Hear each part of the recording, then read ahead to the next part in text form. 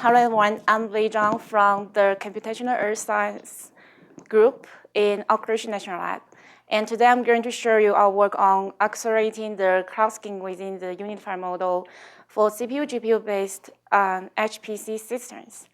And I will start with an overview about our project and its motivation, and then move to the cloud schemes that we are targeting at, and then talk a little bit about the semi-supercomputer on which we are conducting the optimization.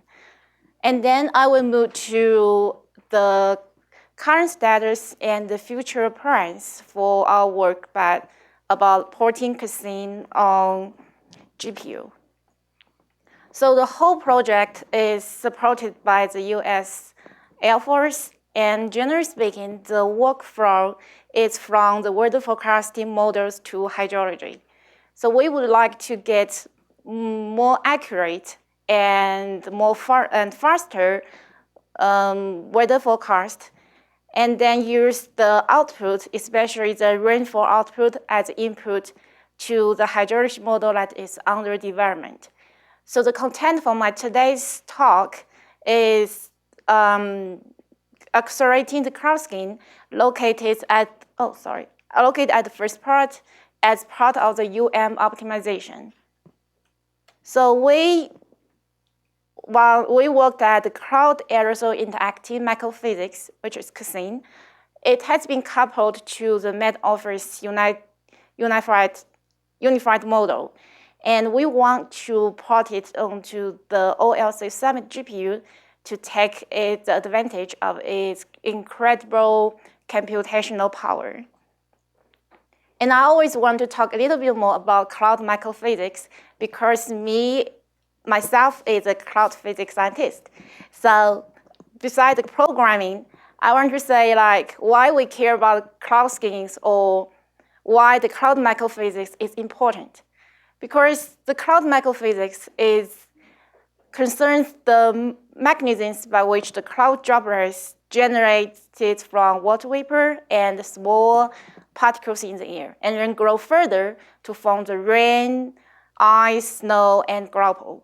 So to use the word micro because, as you can see from this diagram, the typical size of cloud droplets or raindrops or the cloud condensation nuclei, their size are at the scale of micrometers.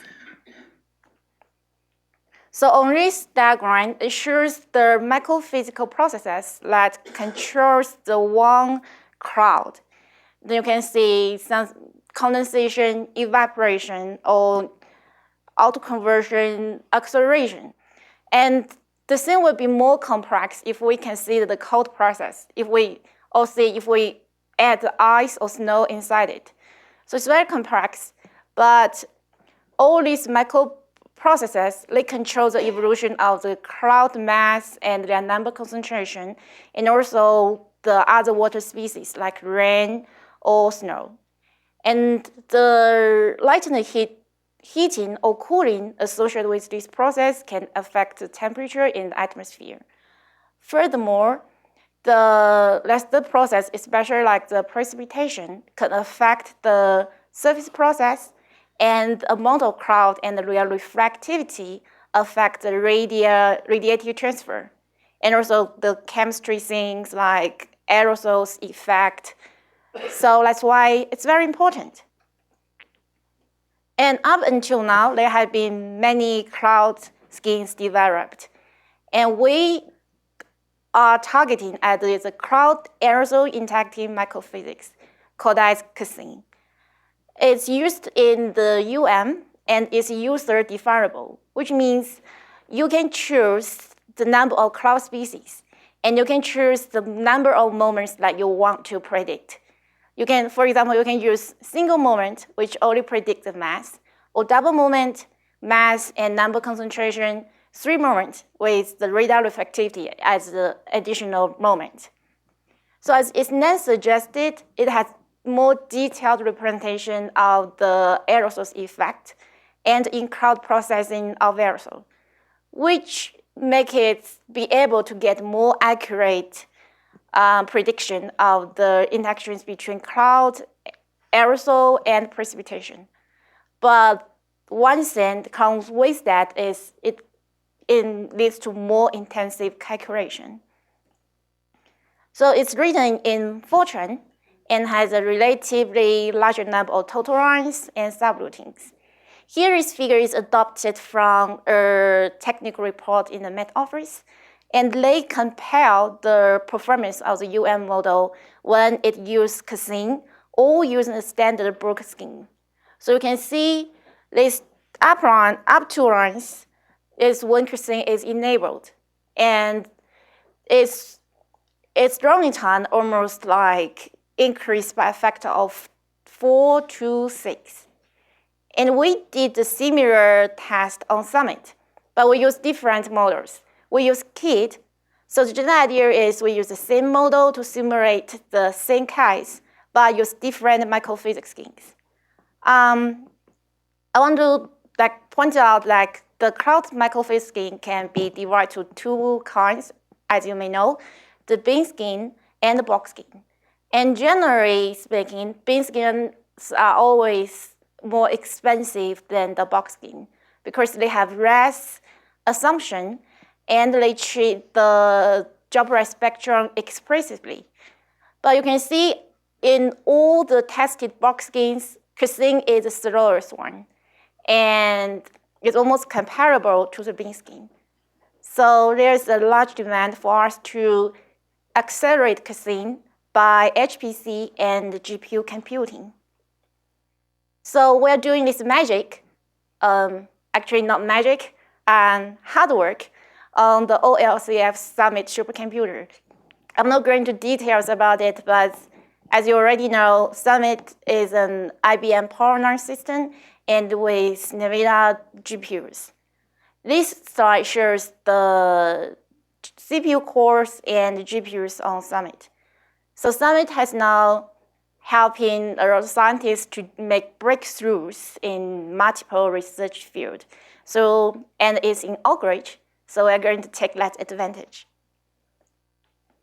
So generally, our object is to apply new coding to Cassin and get ready for GPU. And we also want to develop algorithms that would be suitable for the accelerated machines. The compilers we're using right now is PGI, and Cree will be available once Frontier comes out. We combined adding this manual work, but we also use the core as a source-to-source translator. The directive we use right now is OpenACC. And during our optimization process, we continue to consider the portability limitations. Obviously, we try to only port the codes that do benefit from GPU computing and to limit the communication between CPU and GPU. And we keep the validation, verification, and robust testing to confirm the correctness and accuracy of the code. And the soft stack is also something we need to consider because it may not have the environment or software we require. So that's also takes us some time. So we get the access to Summit in the middle of April, in the last April. So everything on this project is ongoing. And note that Cassin is not a standalone code. It can be used as a module, and you can plug it into different models. So we're now not using the UM as a parent model because UM is an Earth system model, and it would be cost too much if we use it to repeatedly to test our code change. So we use KIT. It's a simple dynamical driver for microphysics. And the baseline right now we're using right now is a 2D scoring case. We simulate for 1 hour with time step with 1 second. But I need to point out that the simulated cloud and the RAM are not realistic because the dynamic has been oversimplified.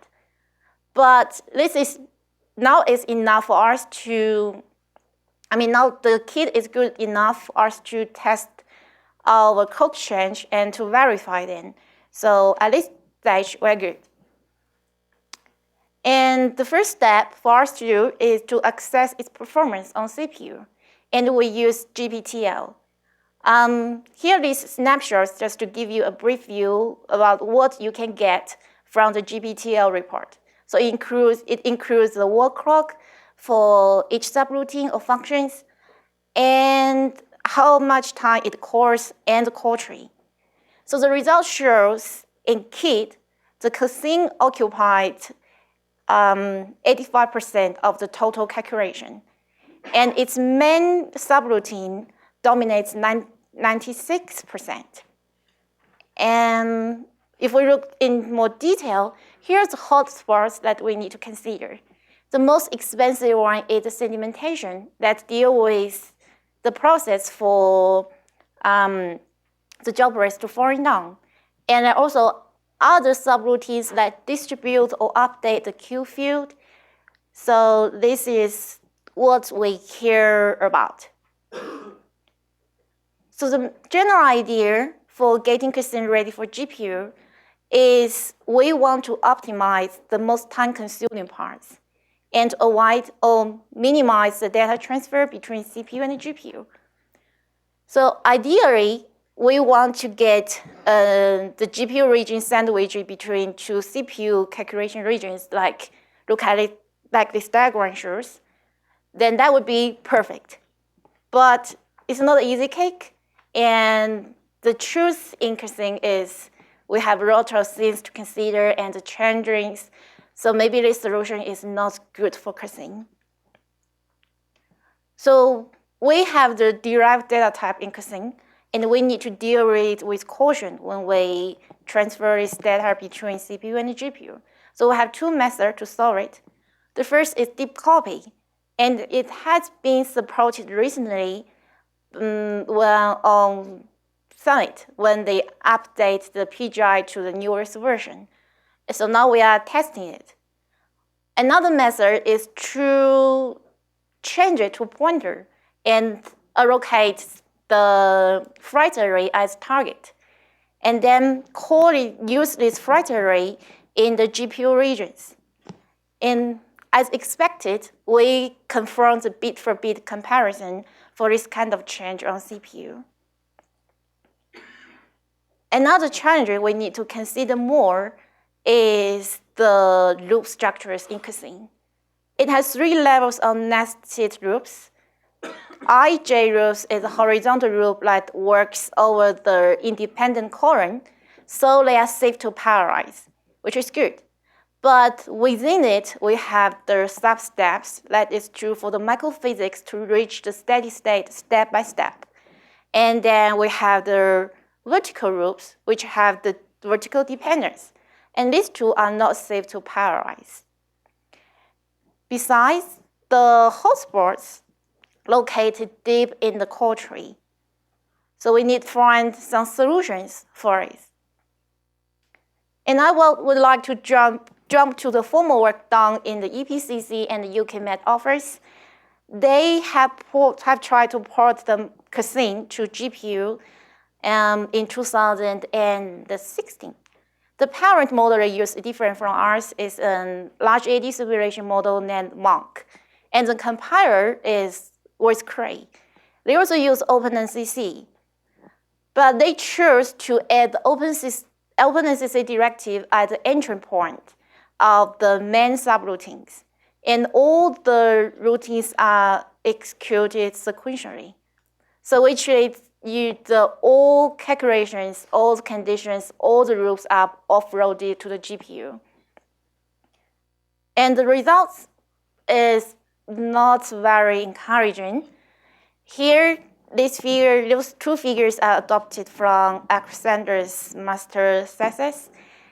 And the orange lines shows the cuisine on Monk when they run on the GPU. On CPU.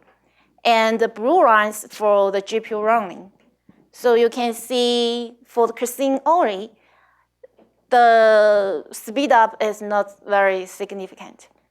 But Monk that has been accelerated because that's mainly because when they run the casino on GPU, they also run some other modules on CPU, so they get some speed up.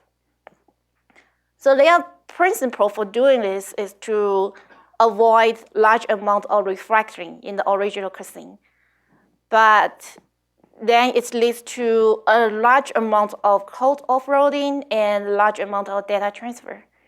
So the lesson we learned is like, yeah, we do need much more code refactoring to maximize the number of parallelization in GPU and to minimize the data transfer. So the question is how to do it. So we have some ideas in mind. The first is to look at what is being done within the substeps and the vertical loops. So the end substep loop, it uses the Q fields every time and update it at every step. Within it, in the K loop, the flux at K level is the function of the upper level. So if you think, if all these things done sequentially, you can find out that the flux at end loop at K level is actually the function of the flux at its former step and at its upper level. So this gives us a chance to think about do the loops in another way. So the possible way now we're thinking about is like, first, we just do this top boundary. It has no dependence on anything, so it can be done by itself. Then, the next step, this guy depends on this guy, but this has no dependence, so this guy can be treated at the same time. Then continuously, these guys don't have dependence on each other, and all they need has already been calculated at the former step. So we can continuously do it until we reach the end. So that maybe give us some potential to increase the parallelism. Like we just parallelize this grids with the same color. But it has some limitation because to make its method works, we need to have the n substep larger or equal to nz. But for some simulations, some particular case, this may not be able to guarantee. So we need to think more about this. Another thing is to reduce the memory traffic. In casino, because it considers 6 crowd species, and you have a low threshold to determine whether you have cloud or not, whether you have rain or not, whether you have snow or not. So they have a lot of conditional if branches, so which can definitely increase the memory traffic. Another thing is in the sedimentation subrouting, which is the most expensive one, they have a gamma lookup. They need to look up the gamma function at one table, and that is also like go too deep in the memory, find this corresponding gamma function, and then go back. Then do this many times. It's also going to cost very expensive. So we definitely need to find some solutions for doing this. Okay. So I'm reaching the final part. So our future plan will continue to do the code refactoring and to explore more parallelism and restruct the rules when it's necessary. And also we need to consider more about the data locality. But once we have been satisfied with what we have done with Cursine, with Kit, then we will couple the Cursine to the UM for global simulation. And that's all I have today. Thank you for your attention.